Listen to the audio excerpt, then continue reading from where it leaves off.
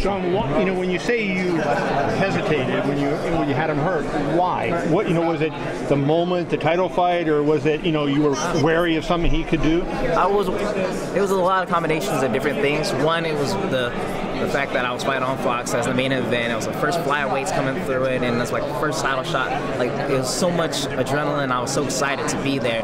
Like, I was more of a more than what I look like right now. I was more of a kid enjoying the moment versus going in there like I normally do as a fighter, trying to make sure I can establish what I want to do and accomplish my goals. It was more of like me being just living life and doing everything like how I normally do, just too happy and too excited to be anywhere with a rambunctious crowd that I was with. So since you've been through that now, it's easier to kind of do the right thing next time? Oh yeah, of course. It's always easier for me to go ahead and do the right thing next time, because now I can flip that switch and be like, you know what? You're here for a reason. You got to go out there and go do these type of things so that you can fight and not be laid off for like 10 months.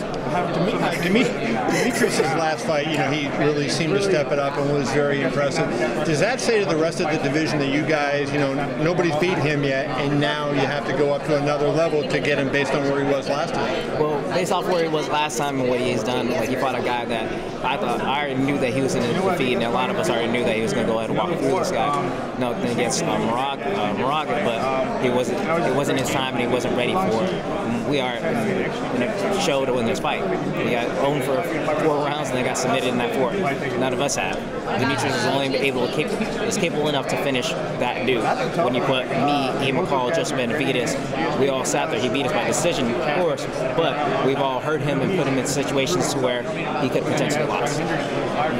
Casual fans probably don't know who Daryl is. I'm sure that you probably did. I mean, it's a hardcore follow division. So when you got matched up, you know, a lot of fans were like, what? Who is this guy? Doesn't even deserve to be in there. What was your take? Man, I was super excited when I was like, oh, I'm fighting Daryl. Yeah, me and Lamont Booster don't put on a show, because me and him were actually talking about it going into like the Ultimate Fighter, and we were like getting our like fantasy matchups. He's like, man, you're gonna be doing all this crazy stuff, flying off the cage and flying head kicks and stuff like that. I was like, yeah, man, I gotta watch out for that Roy Jones Mayweather type of boxing coming at you, slipping shots, rolling him off his shoulder. I was like, he's like, man, and he was like kind of surprised on how much I knew about him and going in the way. I was like, dude, I pay attention to all like everybody in my weight class. I got to be aware of what their strengths and weaknesses are. So I already know what they are. So I'll see if I can exploit it on Saturday. I think a lot of those same hardcores are pegging this as probably the fight of the night. I know other people are saying maybe, you know, Diego and Gil, but I think a lot of people are saying you two guys.